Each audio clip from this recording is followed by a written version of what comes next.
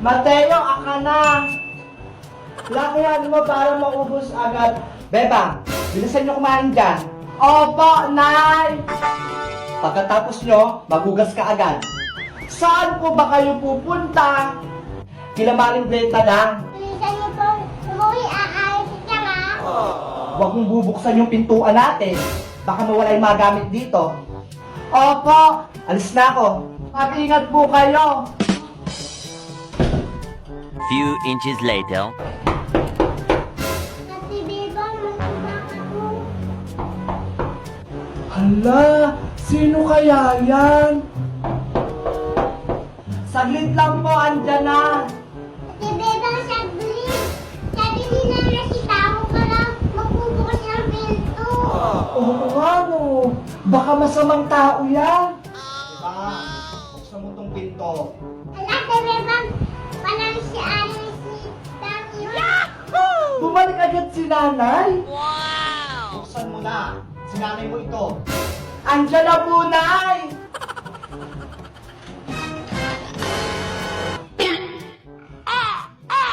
Hala! Ano nangyari sa mukha niyo? Biglang nawala si nanay! Nandito na si Ate Beba. Ha? Andyan na agad? Wala na ba kayo natirang ulam, Bebang? Meron pa po, Nay! Yung tiniran yung ulam pang bukas. Kunin mo, Bebang. Gutom na ako. Ano kaya nangyari kay nanay? Kakatapos niya lang kumain, tapos gutom agad? Ito na po, Nay!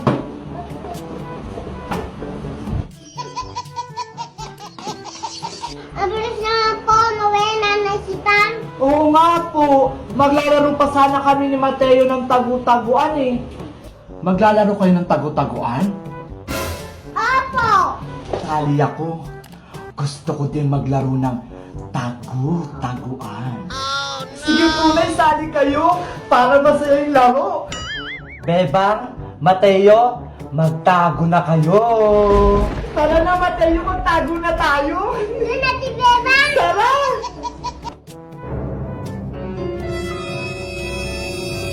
Mukhang meron akong may uuwi ah. 12 o'clock midnight. Ang tagal naman ni nanay. Kanina pa tayo nagtatago dito eh. Ate Beba, may kumakatok na naman. Sino na naman yun? Bebang, pagbuksan mo yung pinto. Hala, si Nana si Tang na siya labas. Tara, puntahan natin. Bakit ang tagal mo magbukas? Kanina pa kayo nandito sa loob ng bahay na ya. Anong pinagsabi mong bata ka? Nagtagu-taguan pa nga tayo eh. Kakarating ko pa nga lang, di ba? Ha? Oh no! Bebang! Nasaan yung TV natin? Hala, nawala! Wow, magic! Yung cabinet? Bukas-bukas na? Ano nangyari dito? Kayo po kanina. What? Anong ako? Nababalo ka na ba talagang bata ka? Mayayari ka talaga sa akin. Matitikman mo to. Oh no!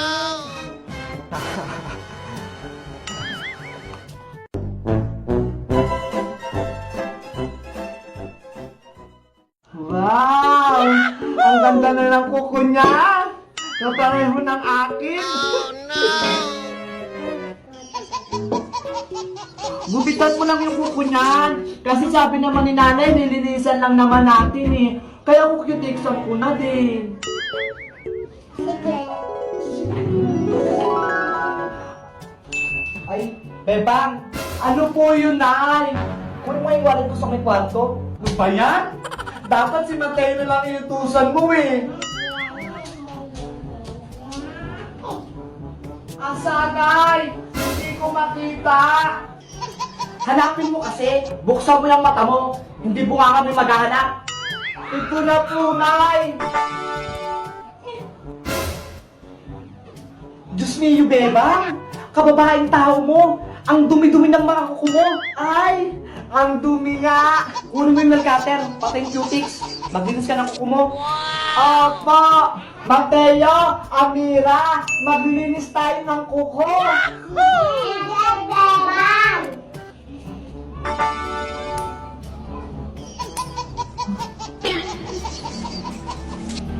Hahaba na nga ng kuko.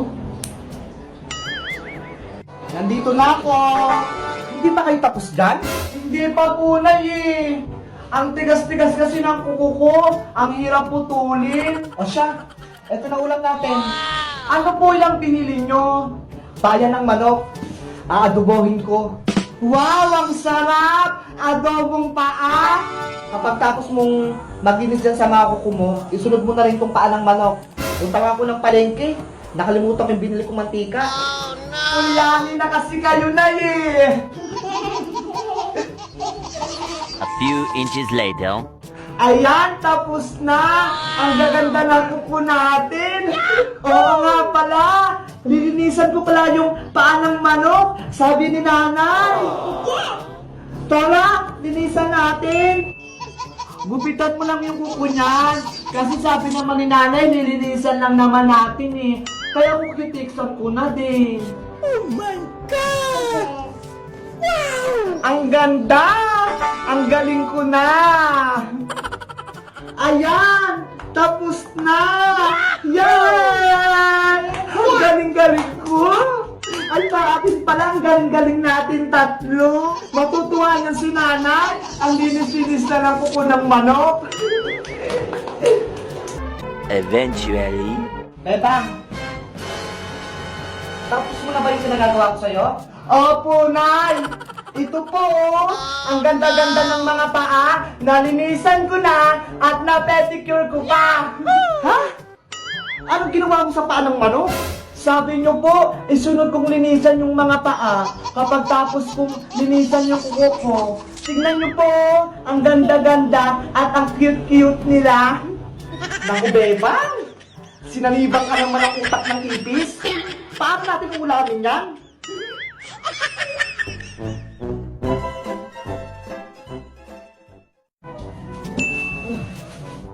Nay! Ano po yan? Lumpia wrapper to, Bebang. Para saan po yan? Magluluto ako ng turon. Wow, turon! Masarap yun! Favorite ko! Asan po pala yung saging? Hala? Asan na nga ba? Paano kayo makakapagluto ng turon kung walang saging? Naku! Nakalimutan ko atang bumili. Tumakbo ka doon sa palengke. Bumili ka. Hala! Ang layo! Sige na nga! Para makakain ako ng turon. Bebang, saan ka pupunta? Sa palengke po, Aling Tere. Bibili pong saging. Magluluto po kasi si nanay ng turon eh. Ay, tamang-tama. May binibenta akong saging dito. Ito oh, masarap to pang turon. Talaga po. Sakto, hindi na ako pupunta ng palengke.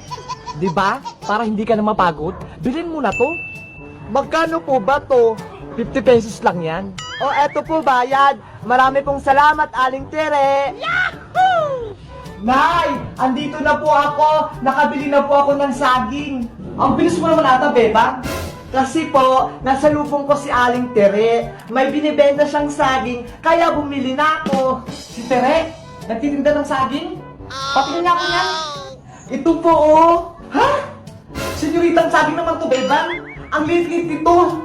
Hindi to pwede sa turon. Saging din naman po yan, Naya. Hindi tayo mabubusog sa sobrang liit niyan. Bahala ka dyan. Ikaw magluto ng turon na yan. Hala! Sige na nga. Ako na nga magluluto. Ayan, dahil ayaw ni nanay magluto, ako na lang magluluto ng turon. Ang una natin gagawin, babalutin yung turon. Ay, babalatan ko pa pala muna. Nakalimutan ko. Lagot ako nito kay nanay kapag kasama rin pala. Yan, lalagyan na natin ng syempre yung favorite kong pangtalasa. Maino to na may asukal. Para matamis. Ang sarap to. Kaso ang liit niya. Ayan! Tapos na akong magbalot! Magluluto na tayo! A few inches later. Ayan, sunog na. Pwede na to.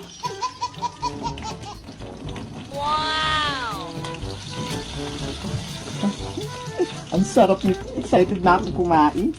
Ang bango-bango. Naamoy ko na. Later. Nay, luto na yung turon. Wow, Bebang, marunong ka nang magluto. Ang galing ko po, di ba? Patikim ako kung masarap. Ito po na yun. Saglit lang po, kukuha ako ng tubig. Mukhang masarap to ah. Hindi latang sunog. Sarap?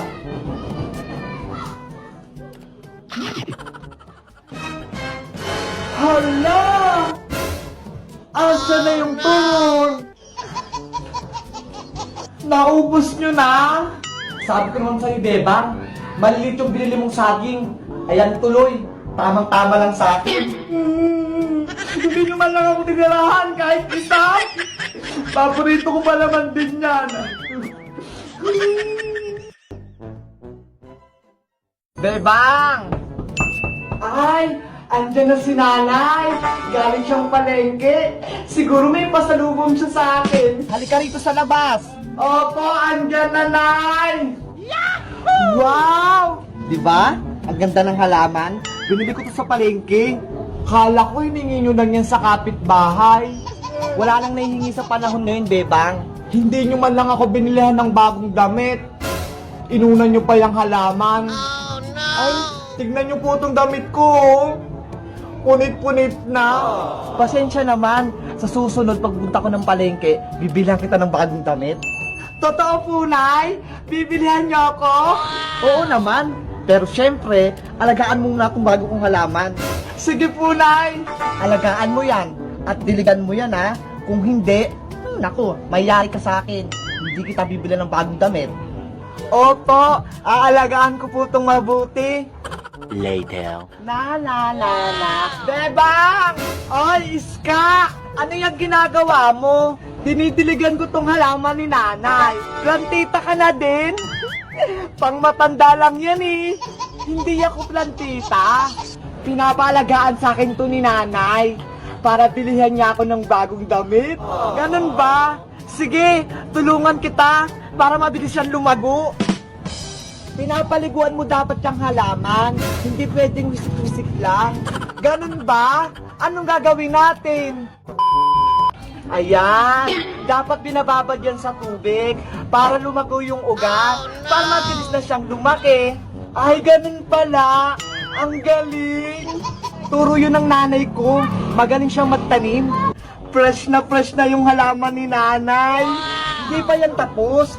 Binibilad pa yan sa araw para lumakas at magkabulaklak agad. Hindi totoo yan. Ganun ba? Oo, kasi ang araw, vitamins siya ng mga punot halaman. Baka naman masunog to sa araw, Iska. Hindi yan, Bebang. Sige, dyan mo yan ilagay.